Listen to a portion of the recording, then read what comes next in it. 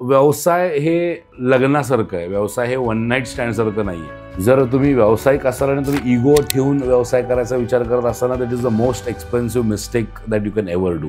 Motivation आहे ना, short term आहे. मोटिवेशन त्या इंस्टाग्रामच्या रीलसारखं आहे की एक रील गेली की मोटिवेट होतो आपण, दुसऱ्या रीलला आपण कच्च्या बदाम गाण्यावर नाचायला लागतो. फेल झालो आपण म्हणजे आपलं संपलं. पण मला असं वाटतं फेल्युअर ही ट्युशन फी आहे. त्यामुळे मी जेव्हा कधी बिझनेसमध्ये लॉसेस होतात किंवा मला कोणी फसवतं किंवा मी कोणाकडनं काहीतरी माझ्याकडनं चुकांमुळे बिझनेसमध्ये लॉस झाला किंवा काही प्रॉब्लेम आले, तर मी असं स्वतःला सांगतो की ही माझी ट्युशन फी आहे. स्वतःला जर दुसऱ्यावर कम्पेअर करणार असाल ना, तर तुम्ही बरंच काही लूज करताय. कारण कंपॅरिझन तुमचा आनंद मारून टाकतं. मी एक गोष्ट कायम माझ्या बायकोला बोलतो की मी जाताना किती संपत्ती ठेवून जाईन मुलांसाठी ते मला माहीत नाही, पण मी आशीर्वाद नक्कीच ठेवून जाईल. मी गेल्यानंतर लोक हे नक्की बोलतील की या माणसाने मराठी माणसासाठी काहीतरी करावं यासाठी आयुष्यभर प्रयत्न केला. व्यवसाय मी किती मोठा उभा केला हे फक्त माझ्या परिवाराला माहिती राहील. आज आपण छत्रपती शिवाजी महाराजांचं नाव जे घेतो हे त्यांनी किती किल्ले जिंकले यासाठी नाही. ऑफकोर्स तो त्यांच्या लाईफचा एक छोटासा पार्ट आहे, पण त्यांनी जो विचार सोडला स्वराज्याचा, मराठी मुलकाचा, मराठी माणसाला मोठं करण्याचा किंवा महाराष्ट्राला मोठं करण्याचा, तो विचार घेऊन आज आपण 350 वर्षानंतर पण जगतोय. व्हिडिओ करण्याचं मूळ कारण एकच आहे की जर तुम्ही माझ्यापेक्षा लहान असाल तर तुम्हाला कळेल की तुम्ही कुठल्या चुका करायला नको आहे, की कुठलं पर्स्पेक्टिव्हनी लाईफकडे बघावं. नमस्कार, जय महाराष्ट्र. आजचा हा व्हिडिओ करण्याचं एक विशेष कारण आहे. मी लवकरच माझ्या आयुष्यातली 40 वर्ष पूर्ण करतोय आणि ह्या 40 वर्षामध्ये असं म्हटलं जातं की एखादा व्यक्ती जेव्हा आयुष्याची 40 वर्ष पूर्ण करतो त्यावेळेस त्याच्या आयुष्याचा अर्धा भाग संपलेला असतो आणि त्या लाईफला एक टर्निंग पॉईंट मिळायची वेळ आलेली असते. या 40 वर्षामध्ये मी अनेक गोष्टी शिकलो, अनेक गोष्टी कमावल्या, अनेक गोष्टी गमावल्या, अनेक गोष्टींमधनं समजूत आली, अनेक गोष्टींमध्ये रडलो, हसलो, पडलो, पुन्हा उभं राहिलो. आणि मला असं वाटलं की या 40 वर्षांमध्ये मी काय शिकलो हे तुमच्यासमोर आणावं. आणि हा व्हिडिओ मी 3 अँगलनी केलेला आहे. त्यामध्ये सगळ्यात पहिला अँगल येतो तो म्हणजे बिझनेस, जो माझा कोर माझ्या लाईफमधला पार्ट राहिलेला आहे. माझे रिलेशनशिप्स, की मी रिलेशनशिप्समध्ये काय शिकलो, काय चुका केल्या, काय शिकलो. आणि तिसरं म्हणजे लाईफ, आयुष्यात कुठल्या गोष्टींच्या भोवती मी काम केलं, त्या आयुष्यात कुठल्या गोष्टींच्या भोवती मी वावरलो, जगलो. हा बिझनेस की हा व्हिडिओ करण्याचं मूळ कारण एकच आहे की जर तुम्ही माझ्यापेक्षा लहान असाल तर तुम्हाला कळेल की तुम्ही कुठल्या चुका करायला नको आहे, की कुठलं पर्स्पेक्टिव्हनी लाईफकडे बघावं. आणि जर तुम्ही माझ्यापेक्षा वयाने मोठे असाल तर माझ्या 40 नंतरचं पुढचं आयुष्य कसं जगावं याच्याबद्दल तुम्हाला सजेस्ट करावं. पण हा व्हिडिओ कुठलाही कॉन्टेंट क्रिएट करण्याच्या हिशोबाने नाही आहे, तर हा व्हिडिओ खरंच मनापासून माझ्या यूट्यूब, फेसबुक, इंस्टाग्राम, फॅमिलीबरोबर काही कम्युनिकेट करावं की ओंकार माळी खऱ्या अर्थानं कोण आहे, काय आहे, काय शिकलो एवढ्या वर्षात, काय केलं हे माझ्या फॅमिलीला कळावं. बिहाइंड द सीन्स माझ्या आयुष्यात काय चालतं हे तुम्हाला कळावं या हिशोबाने हा व्हिडिओ क्रिएट केला आणि आय होप तुम्हाला आवडेल. 40 वर्ष जेव्हा गेली त्यातली लहानपणीची अनेक वर्ष आठवतही नाही आहेत. घरातलं बॅकग्राऊंड जर विचाराल तर तसं काय खूप सधन कधीच नव्हतं.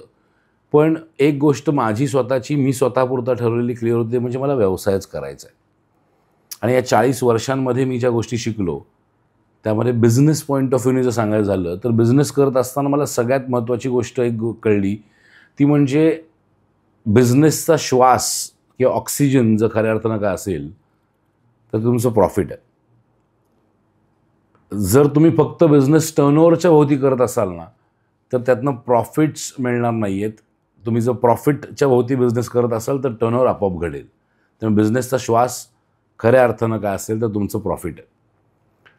दुसरं मला जे बिझनेस पर्स्पेक्टिव्हनी मी जे शिकलो ते म्हणजे तुमची पहिली आयडिया किंवा तुमचा पहिला बिझनेस जास्तीत जास्त वेळा कधीच सक्सेसफुल होत नाही, किंवा एखादा बिझनेस सक्सेसफुल होईल पण त्यामध्ये सिलेक्ट केलेलं पहिलं प्रोडक्ट कधी सक्सेसफुल होत नाही. सो व्यवसायामध्ये खऱ्या अर्थानं जर सक्सेस काय देत असेल तर तुमची पहिली आयडिया किंवा तुमचा पहिला बिझनेस नाही, तर बिझनेस करण्याची कन्सिस्टन्सी जी आहे ही तुम्हाला कायम यशस्वी ठेवायला मदत करेल. अजून एक गोष्ट मी जी शिकलो व्यवसाय करत असताना ती म्हणजे बिझनेसमध्ये तुम्हाला as a business owner marketing शिकणं गरजेचं आहे. जर तुम्ही मार्केटिंग शिकलात, सेल्स शिकलात, तर तुम्हाला लकवरती डिपेंड राहण्याची वेळ किंवा लकवरती डिपेंड राहण्याची गरज तुम्हाला तितक्या मोठ्या प्रमाणात पडणार नाही. आणि व्यवसाय करत असताना चौथा फॅक्टर जो मला कळला की चौथी शिकवण जी मला मिळाली ती म्हणजे व्यवसाय हे लग्नासारखं आहे. व्यवसाय हे वन नाईट स्टँडसारखं नाही आहे की तुम्हाला ते लग्न निभवावं लागतं. लग्नामध्ये तुम्हाला टिकून राहावं लागतं. अनेक वेळा तुम्ही चुका करता, अनेक वेळा तुम्ही भांडता, अनेक वेळा तुम्ही लढता, झगडता, पण तरीही त्याच व्यक्तीबरोबर तुम्ही कायम राहता. तसंच बिझनेसचं आहे की बिझनेस हे एक्झिट करण्यासाठी क्रिएट नाही केला जात ॲक्च्युअल, पण बिझनेस हा प्रॉफिट कमवण्यासाठी केला जातो आणि हा स्लोली हळूहळू बनत जातो, घडत जातो. ओव्हरनाईट बिझनेस सक्सेस असं काही प्रकार नसतो बिझनेस करत असताना.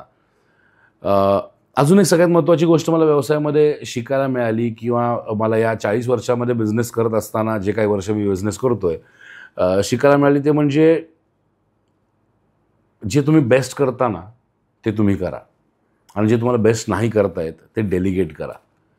कारण बिझनेसमध्ये जर सगळ्याच गोष्टी तुम्ही करायचा विचार कराल ना तर तुम्ही कधीच यशस्वी नाही होऊ शकत. जे तुम्हाला सगळ्यात चांगलं येतं ते सगळ्यात चांगल्या पद्धतीने करायचा विचार करणं गरजेचं आहे, प्रयत्न करणं गरजेचं आहे. नेक्स्ट मी जे शिकलो ते म्हणजे बिझनेसमध्ये येणारा प्रत्येक कस्टमर हा तुम्हाला विकत घेतो.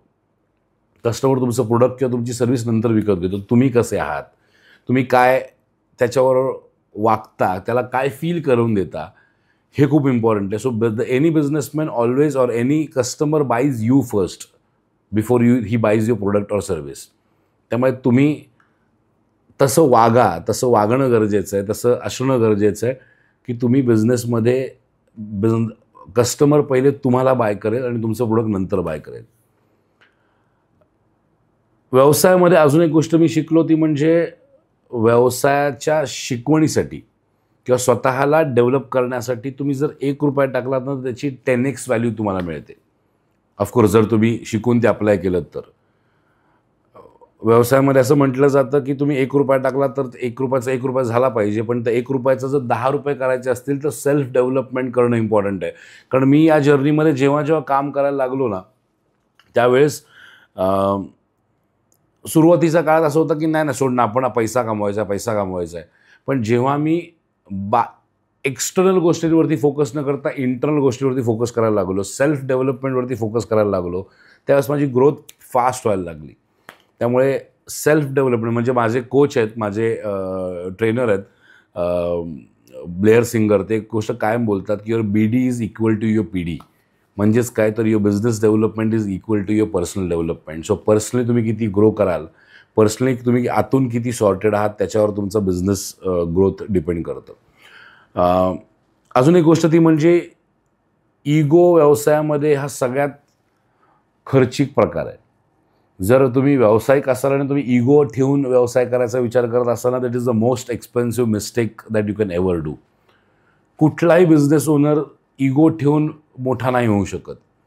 कुठल्याही व्यवसाय बिझनेस ओनरला डाऊन टू अर्थ जमिनीवर राहून काम करणं. म्हणजे माझे वडील मला कायम गोष्ट बोलतात की माणसाला जर खऱ्या अर्थाने यशस्वी व्हायचं असेल ना तर डोक्यावर बर्फ आणि तोंडात साखर असणं गरजेचं आहे, तर तो माणूस कधी आयुष्यात सक्सेसफुल होऊ शकतो. म्हणजे मी सुरुवातीच्या काळात जेव्हा यंग ब्लड होतं, जेव्हा सगळं नवीन कळत होतं, नवीन पैसा येत होता, तेव्हा खूप ॲग्रेशन असायचं, खूप राग असायचा.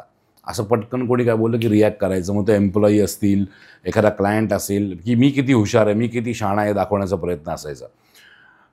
पण कालांतराने एक गोष्ट लक्षात आली की ह्याच्यामध्ये नुकसान माझं त्यांचं नाही, माझं आहे. की तेवढ्यापुरता मी ते कम्युनिकेशन जिंकत असेल, पण लॉंग टर्ममध्ये मी तो बिझनेस लूज करतोय. सो तो इगो हा सगळ्यात एक्सपेन्सिव्ह मिस्टेक आहे कुठलाही बिझनेस ओनरसाठी. नेक्स्ट मी जे शिकलो इतक्या वर्षात बिझनेस पॉईंट ऑफ व्ह्यूने, ते म्हणजे एका वेळेस 10 गोष्टींच्या मागे पळायची चुकी. म्हणजे मी जेव्हा एक्सपोर्ट इम्पोर्टचा बिझनेस चालू केला त्यावेळेस मला एक्सपोर्ट इम्पोर्ट ट्रेनर पण बनायचं होतं, कोच पण बनायचं होतं, मला एक्सपोर्ट्स पण करायचं होतं, मला इम्पोर्ट पण करायचं होतं, मला एक्सपोर्ट इम्पोर्ट सर्व्हिस प्रोव्हायडर पण बनायचं होतं. असं वाटतं होतं सगळीकडनं पैसा भरपूर आला पाहिजे. पण नंतर लक्षात आलं की one at a time rule जो आहे तो खूप इम्पॉर्टंट आहे. तुम्ही एक गोष्ट पूर्ण करा, ती एका पॉईंटपर्यंत घेऊन जा आणि मग तुम्ही पुढच्या गोष्टीवरती जा. सगळंच एका वेळेस करायचा बिझनेसमध्ये विचार केलात तुम्ही तर तुम्हाला वाटेल की तुम्ही स्केलेबल होत आहे, पण खरं सांगायचं झालं तर तुम्ही स्वतःचा बिझनेस आणि स्वतःला मारताय. त्यामुळे ही चूक कधीच करू नका की मी बरंच काही एकाच वेळेस करेन किंवा अनेक बिझनेस एका वेळेस करेन. ऑफकोर्स अनेक बिझनेस एका वेळेस करणं गरजेचं आहे, पण एक बिझनेस सेट झाल्यानंतर दुसरा बिझनेस करणं हा इम्पॉर्टंट आहे. किंवा इव्हन लाईफमध्ये सगळ्याच गोष्टींवरती एका वेळेस काम करायला चालू कराल ना, जेव्हा की तुम्ही रिलेशनशिपवरती पण काम करताय, तुम्ही हेल्थवरती पण काम करताय, तुम्ही बिझनेसवरती पण काम करताय, सगळ्यावरती फुल फोकस लावायचा प्रयत्न करताय, त्यावेळेस तुम्ही एनर्जी ड्रेन आउट व्हाल आणि त्याच्यानंतर एका पॉईंटनंतर तुम्ही थांबाल. त्यामुळे one at a time rule हा खूप इम्पॉर्टंट रोल प्ले करतो. नंतर मी जी गोष्ट शिकलो ती म्हणजे व्यावसायिकांनी व्यवसाय करत असताना स्वतःचा विचार करण्यासोबत आपल्या टीमचा विचार करणं खूप इम्पॉर्टंट आहे आणि कस्टमरचा विचार करणं गरजेचं आहे. म्हणजे ज्यावेळेस एखादा व्यावसायिक या माइंडसेटमध्ये चालतो ना की मी जिंकणं गरजेचं आहे, माझी टीम जिंकणं गरजेचं आहे आणि माझा कस्टमर जिंकणं गरजेचं आहे, त्यावेळेस तो व्यवसाय खऱ्या अर्थानं मोठा होतो. आधी माझा माइंडसेट असा होता की कस्टमरला काय मिळेल सोड ना, मी जिंकणं इम्पॉर्टंट आहे, टीम तर मी पगार देतोय, काम करते. पण नंतर लक्षात आलं की मग टीम पण तसंच काम करत होती.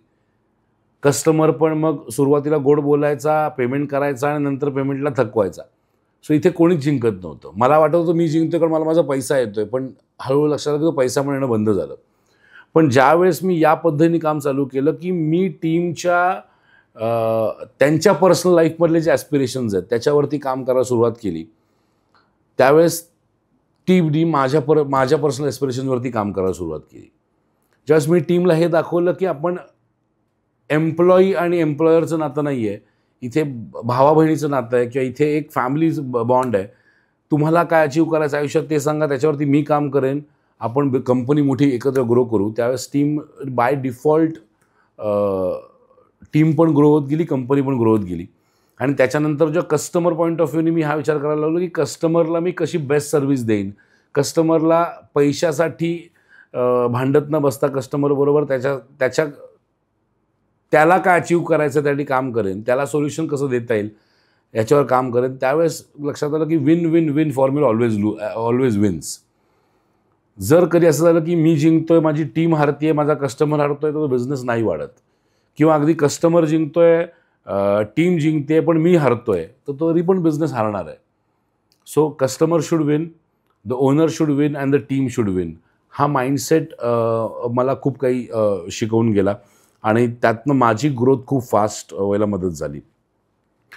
नेक्स्ट एक पॉईंट मी जो शिकलो तो म्हणजे जर तुमचा बिझनेस तुमच्याशिवाय चालत नसेल, बिझनेस 3 ते 4 वर्षाचा झाल्यानंतर, तर तुम्ही नोकरी करताय. कारण जर प्रत्येक सिस्टीममध्ये तुमची इन्व्हॉल्वमेंट गरजेची लागणार असेल after working for the business 3-4 years, तर मग तुम्ही ती सिस्टीमच नाही उभी केली धंद्यामध्ये. आणि आधी असं होतं की सगळंच मी करेन, मार्केटिंग पण मीच करेन, सेल्स पण मीच करेन, डिजिटल मार्केटिंग पण मीच करेन किंवा अगदी ऑपरेशन्समध्ये पण मीच काम करेन, प्रोडक्ट प्रोक्युरमेंटला पण मीच जाईन, बायरबरोबर पण मीच बोलेन. आणि मग नंतर एक्झर्शन यायला लागलं, एक्झॉस्ट व्हायला लागलो. सो ते खूप इम्पॉर्टंट आहे.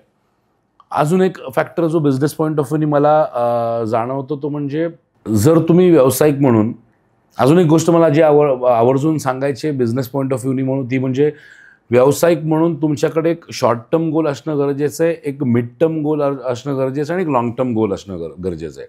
म्हणजे काय, समजा मला 5 वर्षामध्ये 100 करोड कमवायचे आहेत, तर मला हे माहिती असणं गरजेचं आहे मला वर्षभरात किती कमवायचे आहेत. आणि जर मला वर्षभरात एवढे पैसे कमवायचे आहेत, तर मला हे माहिती असणं गरजेचं आहे की मला महिन्याला किती पैसा कमवायचा आहे. आणि मला जर हे माहिती असेल की मला महिन्याला किती पैसा कमवायचा आहे, तर मला माहिती असणं गरजेचं आहे की मला दिवसाला किती पैसा कमवायचा आहे.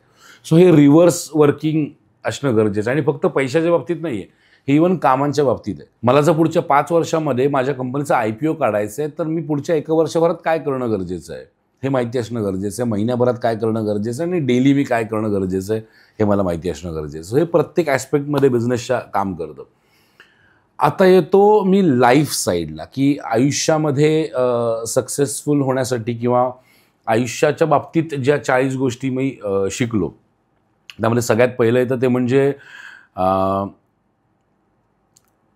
कुठल्याही व्यक्तीच्या यशाच्या 10 वर्षांना तुमच्या अपयशाच्या 3 वर्षांबरोबर कंपेअर करू नका.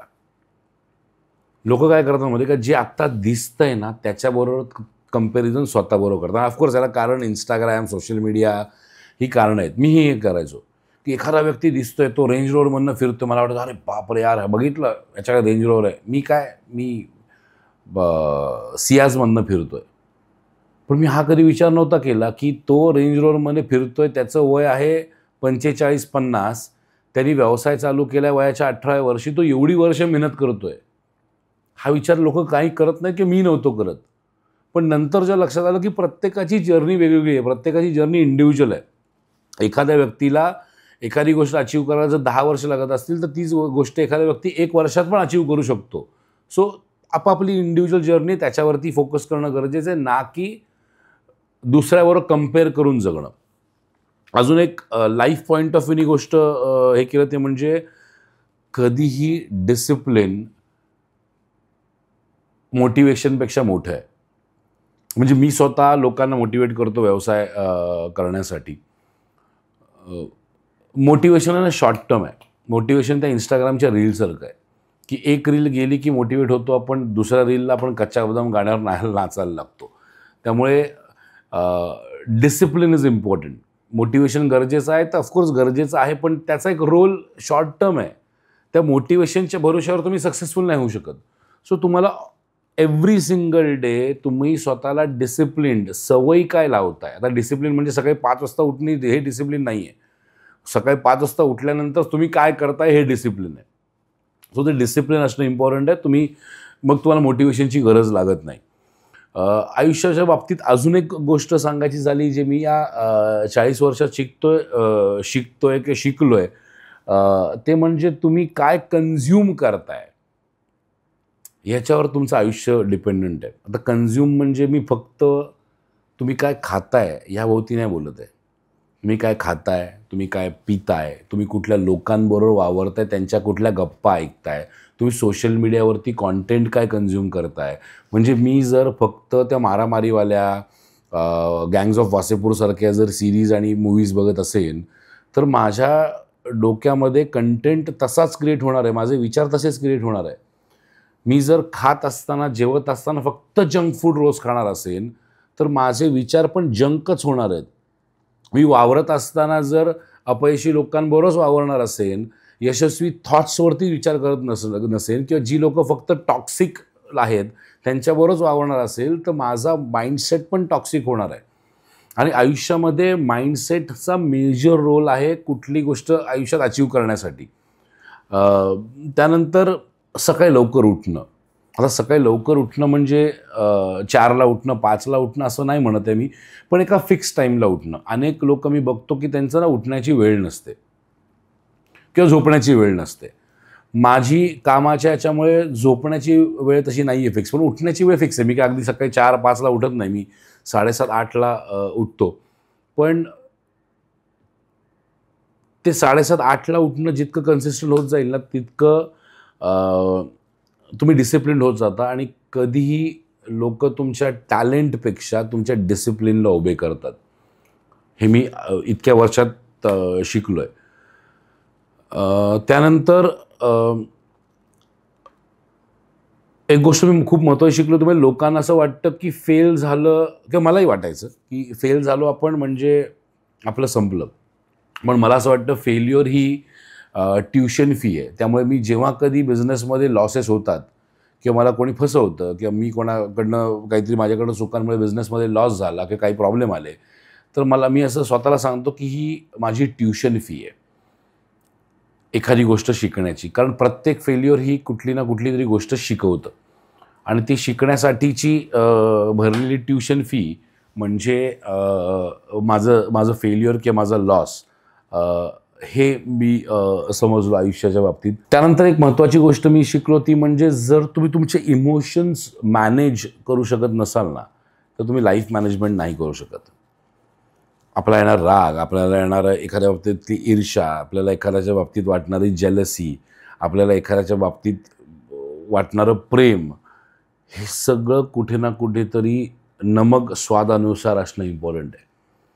की जर एखाद्या इमोशनची पराकाष्ठा झाली, एखाद्या इमोशनचं एक्स्ट्रीम लेवलला जर गेलं, तर त्याच्यानंतर तो इमोशन तुम्हाला ओव्हरपॉवर करतो. मग एखादा व्यक्ती असं फक्त रागीट आहे आपण बोलतो, तो रागीट आहे म्हणजे त्याच्या त्या एका इमोशननी त्याचं लाईफ ओव्हरपॉवर केलेलं आहे. सो तुमचं इमोशन्स पण तुम्हाला कंट्रोल करता येणं गरजेचं आहे. कारण बऱ्याच वेळा तुम्हाला इन्सल्ट्सला सामोरं जावं लागतं. बऱ्याच वेळा लोक हेटाळणी करतात, एस्पेशली जेव्हा तुम्ही सक्सेसफुल नसता. अनेक वेळा असं होतं की घरातल्यांकडनं इन्सल्ट्स केले जातात, पण ते कुठेतरी ते काय म्हणतात पिऊन टाकावं लागतं. म्हणजे आपण गणपती बाप्पाला हे करतो, मोऱ्या मोऱ्या मी बाळाताना तुझीच सेवा करू काय जाणे, अन्याय माझे कोट्यान कोटी, मोरेश्वराबा तू घाल पोटी.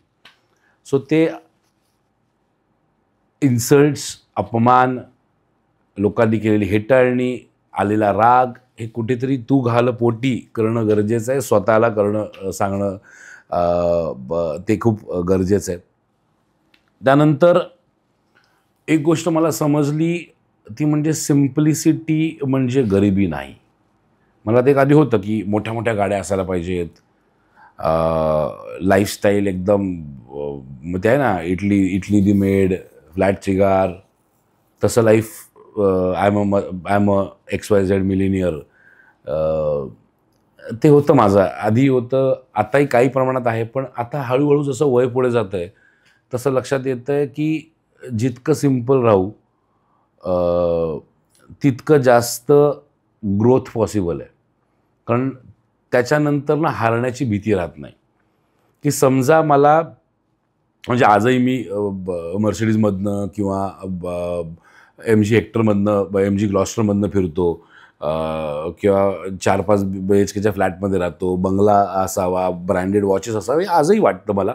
पण विथ टाईम त्या गोष्टी चेंज होत चालल्या आहेत. मला स्वतःला जाणवतं की नाही, आता या गोष्टीची गरज नाही हे कळतं.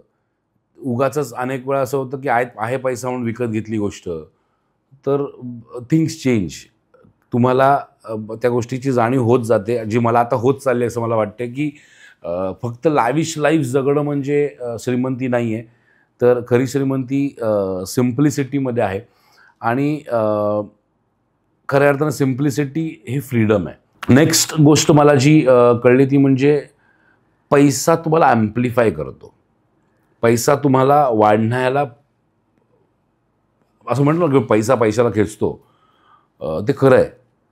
पण पैसा तुम्हाला पैशाने खेचल्यानंतर तुम्ही पैशासोबत काय खेचताय हे खूप इम्पॉर्टंट आहे. म्हणजे माझा एक ओळखीच्यातला होता किंवा मित्र होता, गडगंज पैसा कमवला त्यांनी बिझनेसमध्ये आणि घालवला पण नको त्या नादांमध्ये.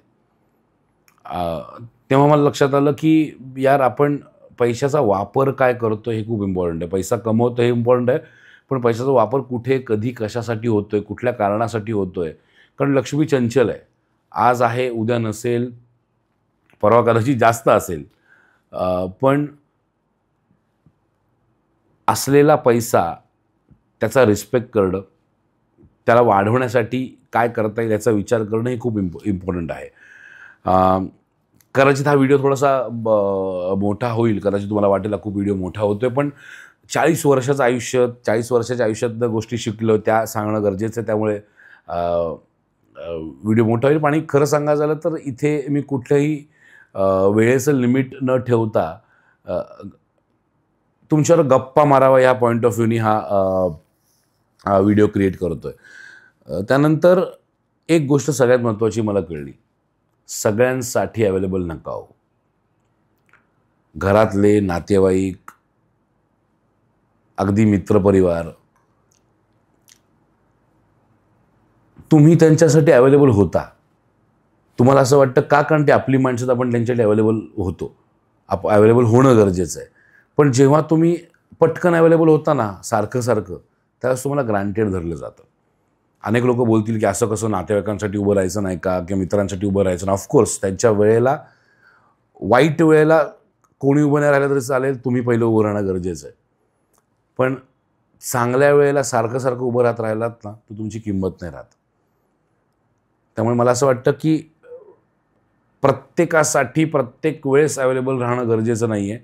त्यांना जेव्हा खरंच गरज आहे त्यावेळेस तुमच्याशिवाय दुसरं कोणी उभं राहणं याच्याशिवाय पर्याय पण नाही आहे. कारण वेळ महत्त्वाचा आहे. म्हणजे तुम्ही काम चालू आहे, मीटिंग चालू आहे आणि कुठल्या तरी मित्राचा फोन येतो की चला आज आपण पार्टी करूया, आणि तुम्ही काम सोडून जर ती पार्टी करायला जात असाल तर मूर्ख आहात तुम्ही. हे मला खूप लेट कळलं. आधी मी प्रत्येकासाठी, प्रत्येकाबरोबर, प्रत्येकाच्या वेळेला जेव्हा पाहिजे, चल ओमकार इकडे जायचं आहे, गाडीत बसा, निघा. म्हणजे आपली कामं बाजूला ठेवून त्यांच्या कामांसाठी प्रवास करत राहणं. आणि नंतर मग कळलं की त्यांना असं वाटलं की याच्याकडे कामधंदा नाही म्हणून हा माझ्यावर फिरतोय. त्यामुळे ही गोष्ट एक शिकलो या जर्नीमध्ये. एक सगळ्यात महत्त्वाची गोष्ट जी कदाचित माझ्याकडे आत्ता बघून तुम्हाला पटणार नाही किंवा तुम्ही एक्सेप्ट नाही करणार माझ्या तोंडून ते वाक्य, ते म्हणजे हेल्थ खूप महत्त्वाची आहे. म्हणजे सुरुवातीच्या काळामध्ये मी सिगरेट प्यायचो आणि खूप सिगरेट प्यायचो. म्हणजे मी अगदी दिवसाला 20-20, 25-25 सिगरेट प्यायचो. त्यावेळेस मजा यायची.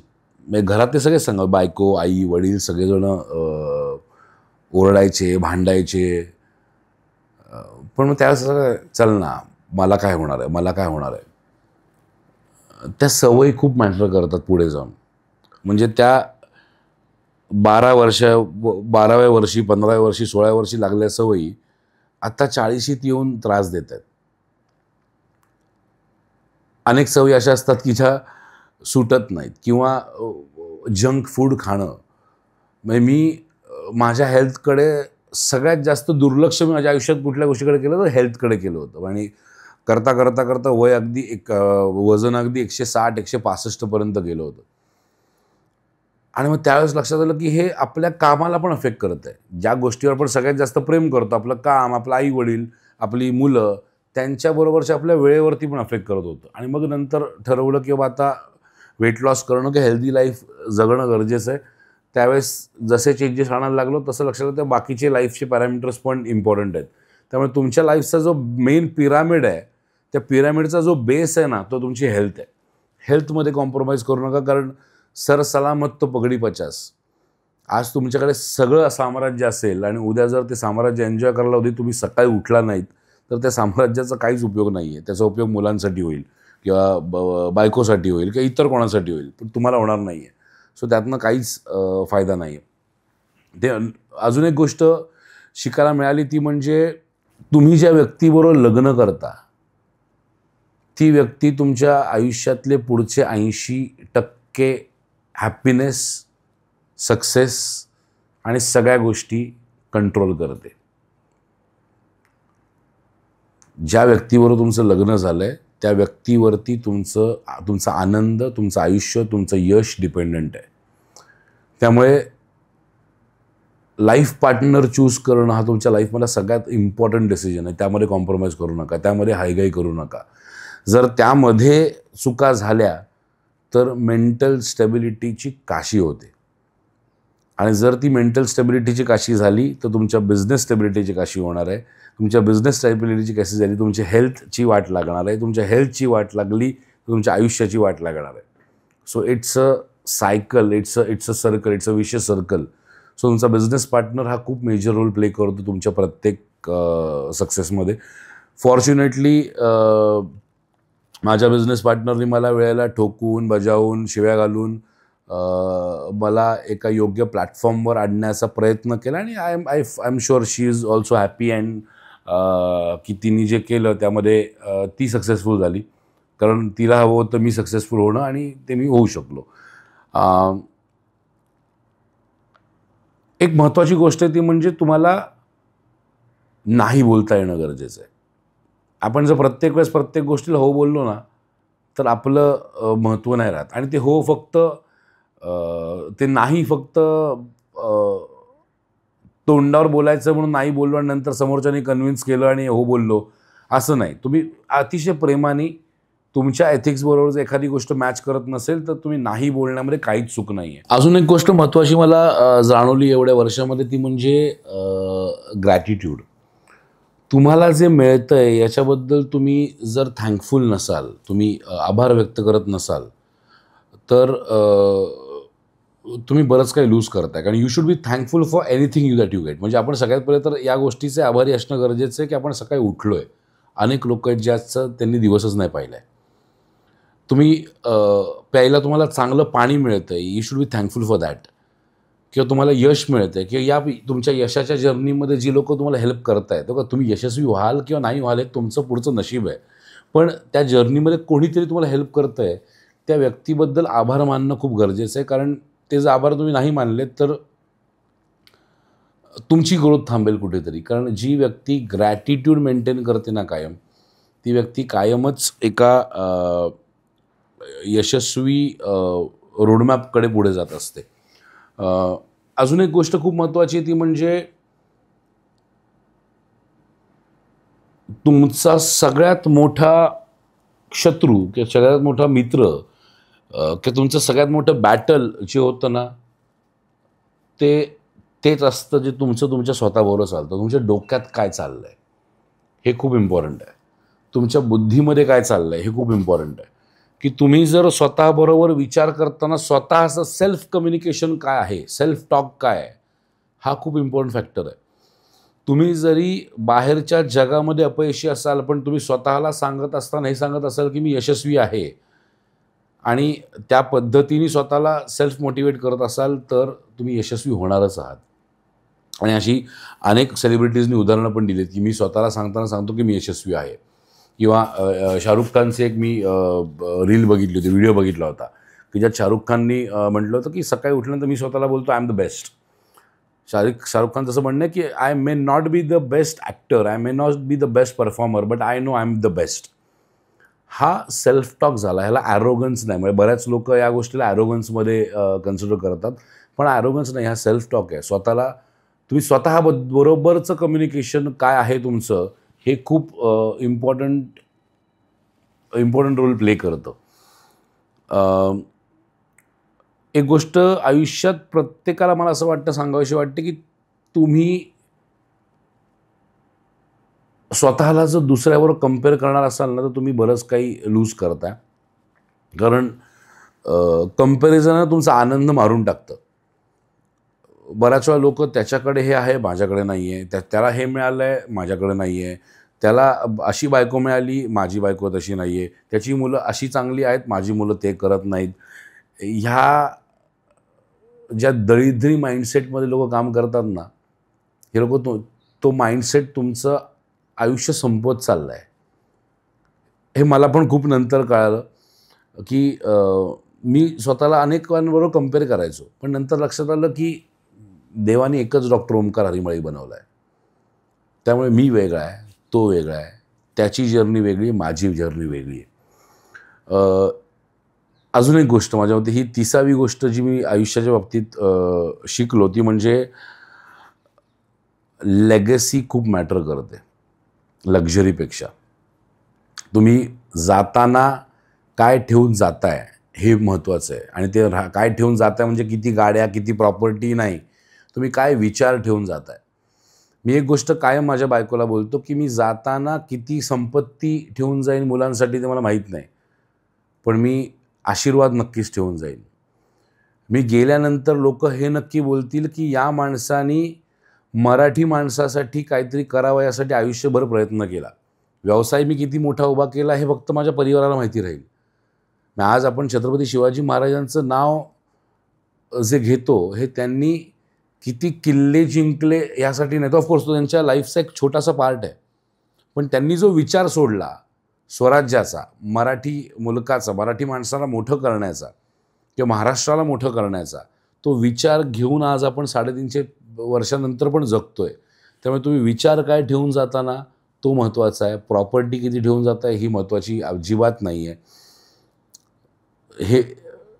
हे मला तेव्हा कळलं जेव्हा मी उद्यमी महाराष्ट्राचं काम चालू केलं, की मी विचार काय ठेवून जातोय, माझा का काय आहे, व्हॉट इज माय वाय. तो वाय मला खूप हेल्प करतो आणि मला असं वाटतं की मी 100% माझ्या मागे लक्झरी नाही ठेवून जाणार, पण मी लेगसी तर नक्कीच ठेवून जाईन. आता मी येतो रिलेशनशिप्स पॉईंट ऑफ व्ह्यूनी. साधारणपणे 10 पॉईंट्स आहेत जे मला असं वाटतं रिलेशनशिप पॉईंट ऑफ व्ह्यूनी मी समजलो या 40 वर्षामध्ये. ती म्हणजे रिलेशनशिपमध्ये ऐकणं खूप गरजेचं आहे. कुठे गप्प राहावं हे कळणं गरजेचं आहे. दुसऱ्याला उपदेश देण्यापेक्षा, तुमच्या पार्टनरला असेल, आईवडिलांना असेल, मुलांना असेल, त्यांना उपदेश देण्यापेक्षा सगळ्यात पहिले त्यांचं ऐकून घ्या की ते काय म्हणायचा प्रयत्न करत आणि मग त्याच्यावरती बोला. So don't react. आपण बऱ्याच वेळा काय होतो ना, आपण रिॲक्ट करण्यामध्ये की तू चुकीचा आहे, मी बरोबर आहे, मी बरोबर आहे, तू चुकीचा आहे, किंवा मी चुकीचा नाही आहे, तू बरोबर आहे, ह्या फायर फाईटमध्येच आपण अनेक रिलेशन खराब करतो, अनेक रिलेशन संपवतो. रिलेशनशिप्समध्ये मला असं वाटतं की सगळ्यात महत्त्वाचा फॅक्टर आहे ना, की ते नातं टिकणं गरजेचं आहे.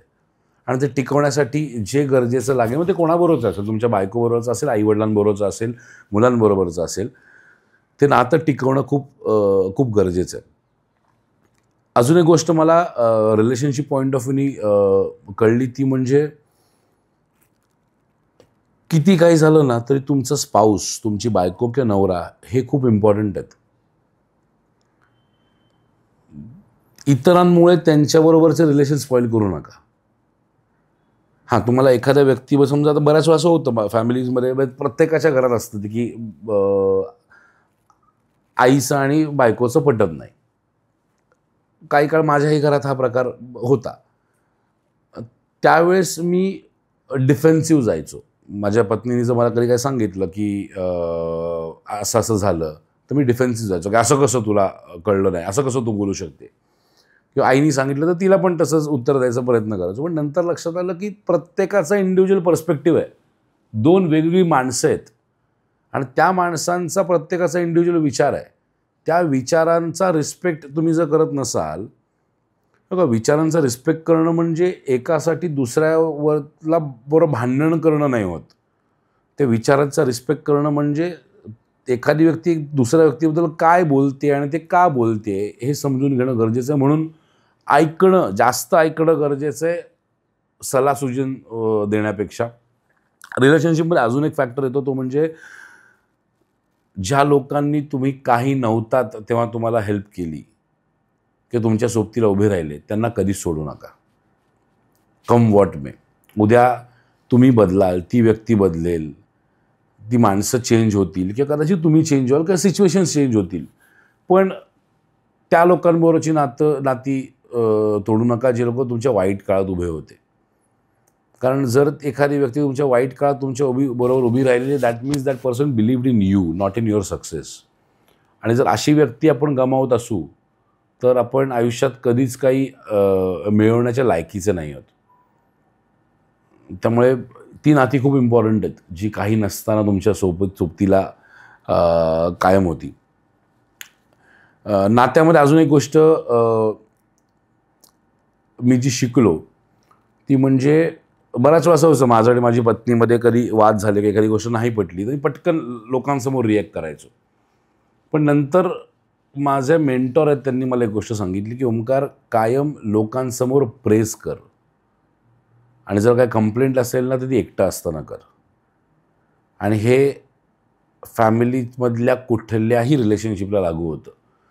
मुलांबद्दल पण एखादी गोष्ट नाही पडली तर लोकांसमोर त्यांना ओरडण्यापेक्षा त्यांना लोकांसमोर प्रेस करा, त्यांना लोकांसमोर त्यांच्याबद्दल चांगलं बोला, त्यांच्या तोंडावर चांगलं बोला. आपल्याकडे एक प्रॉब्लेम आहे मराठी फॅमिलीजमध्ये की तोंडावर चांगलं नाही बोललं जात.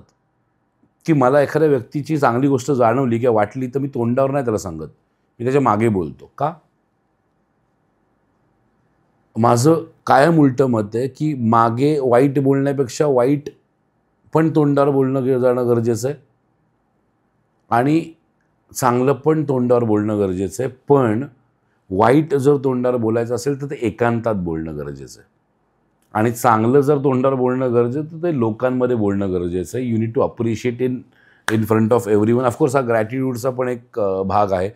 अजून एक गोष्ट जी खूप चांगली समजली मला ती म्हणजे कम्युनिकेट करत असताना एखाद्या व्यक्तीबरोबर ते कम्युनिकेशन जिंकण्यासाठी नका करू. अनेक वेळा लोक फक्त मी किती बरोबर आहे हे दाखवण्यासाठी आर्ग्यू करतात. आर्ग्युमेंटमुळे ना तुम्ही ते एक तात्पुरताचं कम्युनिकेशन जिंकता पण नातं आयुष्यभरासाठी हरवून गेलेलं असतं.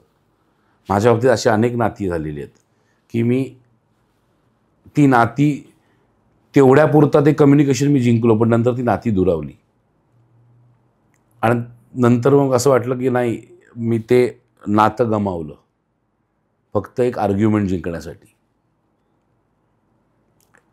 हे नका करू कधी. नाती खूप इम्पॉर्टंट आहेत कारण वेळ आल्यानंतर ना माणसंच उभी राहतात. वेळ आल्यानंतर पैसा असेल नसेल तरी माणसं उभी राहतात. त्यामुळे माणसं कमवणं आणि माणसं टिकवणं खूप इम्पॉर्टंट आहे आणि त्यामुळे मी कायम हा विचार करतो की मी जेव्हा उद्यमी महाराष्ट्र उभं करतो आहे त्यावेळेस मी अनेक माणसं उभी करतो आहे, अनेक माणसं घडवतो आहे आणि त्यात माझा स्वार्थ आहे प्रामाणिकपणे सांगायचं झालं तर की उद्या देव न करो कधी माझ्यावर एखादी वाईट वेळ आली तर आज 25,000 23,000-25,000 लोक आहेत त्यातनं 2 माणसं उभी राहतील माझ्यासाठी ज्यांना मी घडवण्याचा प्रयत्न केला आहे.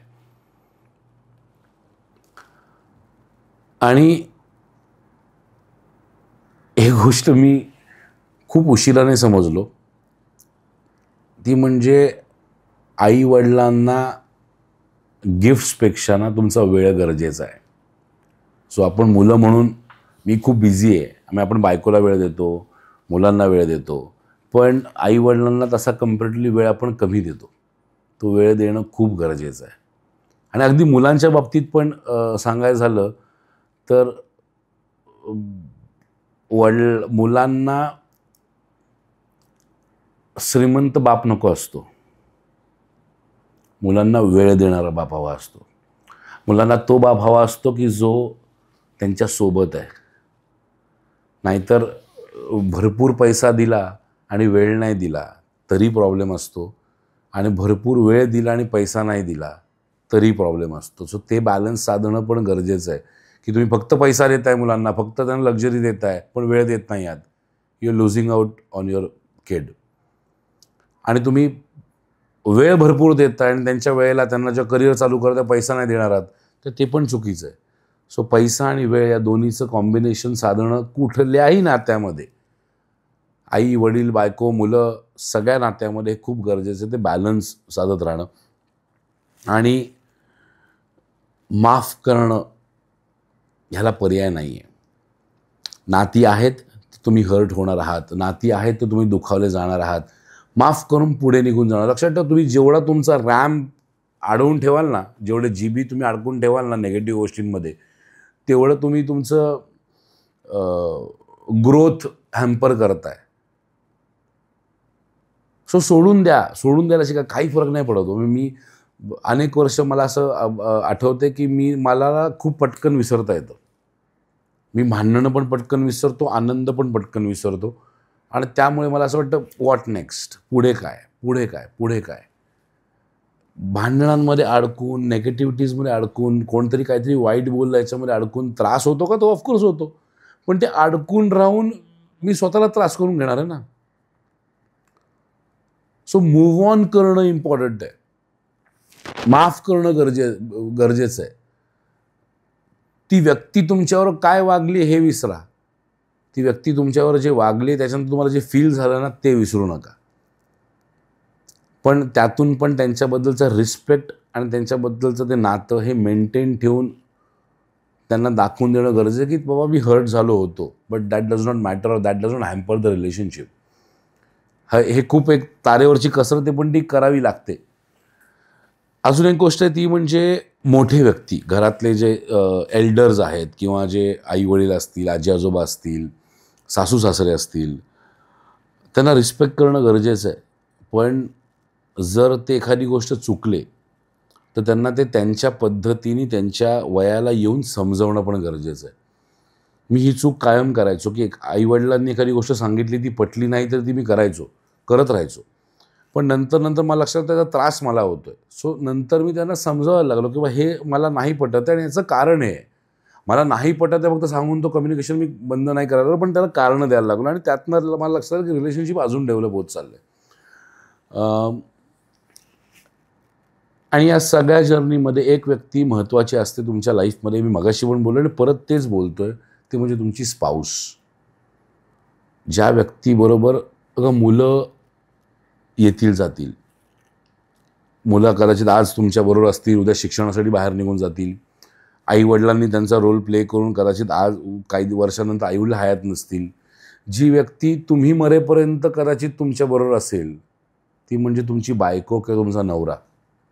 त्यांच्याबरोबर लॉयल राहणं, त्यांच्याबरोबर रिस्पेक्टफुली राहणं, त्यांच्या स्वप्नांसाठी त्यांच्या सोबतीला काम करणं हे खूप इम्पॉर्टंट आहे.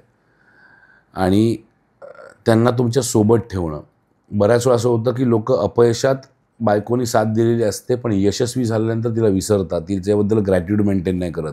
मी आजही माझ्या प्रत्येक ट्रेनिंग प्रोग्राममध्ये माझ्या बायकोला स्टेजवर बोलून तिचे आभार मानतो. कारण मला असं वाटतं की मी इथे पोचलो आहे, यामध्ये तिचा मेजर हात आहे, तिचा मेजर संघर्ष. मग एक व्यक्ती तिचे आई वडील सोडून, तिचं घर सोडून तुमच्या भरोश्यावरती तुमच्या आयुष्यात येते आणि तुमच्या घराला, तुमच्या आईवडिलांना स्वतःचं मानून पुढे घेऊन जाते. तुमचे चुकांसकट तुम्हाला पुढे घेऊन जायचा प्रयत्न करते आणि सोबतीला उभी राहते. ती व्यक्ती महत्त्वाचीच आहे. त्या व्यक्तीला डिसरिस्पेक्ट करून नाही जाऊ शकत पुढे. आणि last but not the least, सगळ्यात महत्त्वाची गोष्ट ती म्हणजे एक व्यक्ती जिच्याबरोबर तुमचं बेस्ट रिलेशनशिप असणं गरजेचं आहे. ती म्हणजे तुम्ही स्वतः. जर तुम्ही सेल्फ हार्मनीमध्ये नसाल, जर तुम्ही स्वतःबरोबर सॅटिस्फाईड नसाल, तर जग तुमच्याबरोबर सॅटिस्फाईड होऊ शकत नाही. सो 40 वर्षात मला असं वाटतं की ह्या 40-42 गोष्टी मी शिकलोय, समजलोय. आणि आय होप ह्या 40 गोष्टी तुम्हालाही तुमच्या लाईफमध्ये काहीतरी पॉझिटिव्ह चेंज आणायला हेल्प करतील. आणि खरंच सांगतो, हा व्हिडिओ फक्त एक कम्युनिकेट करण्यासाठीचा होता की मी काय शिकलो. सो पुन्हा एकदा सांगतो, जर तुम्ही माझ्यापेक्षा लहान असाल तर या 40 गोष्टींमधनं तुम्ही काय शिकलात हे मला कमेंट बॉक्समध्ये नक्की सांगा. जर तुम्ही माझ्यापेक्षा मोठे असाल तर मला आवर्जून ही गोष्ट सांगा की आयुष्याच्या पुढच्या टप्प्यांवरती काय करणं गरजेचं लागतं. कारण आयुष्य अनुभवांवरनं शिकता येतं. आणि आय होप हा व्हिडिओ तुम्ही जर इथपर्यंत बघितला आहे, याचा अर्थ हा व्हिडिओ तुम्हाला आवडला असेल. हा लाईक करा, शेअर करा, माझ्या यूट्यूब चॅनलला सबस्क्राईब करा. आणि जाण्यापूर्वी एकच बोलेन की आई भवानी चरणी, छत्रपती शिवाजी महाराजांच्या चरणी एकच प्रार्थना करतो की वयाच्या 40व्या वर्षापर्यंत मी आजही एकाच ध्येयाने जगतोय, ते म्हणजे उद्यमी महाराष्ट्र घडवायचा आहे. जास्तीत जास्त मराठी कुटुंबांमध्ये व्यावसायिक असाव्या. तर माझं ध्येय आहे की मी मरेपर्यंत मी इतकं काम करावं की प्रत्येक मराठी घरात एक व्यावसायिक उभा राहावा, प्रत्येक मराठी घरात एक एंटरप्रेन्योर बनावा. या माझ्या जर्नीला आई भवानीचा आणि छत्रपती शिवाजी महाराजांचा आशीर्वाद आणि तुमचं सहकार्य कायम राहावं, हीच देवाचरणी प्रार्थना करतो आणि रजा घेतो. धन्यवाद. जय महाराष्ट्र, जय शिवराय.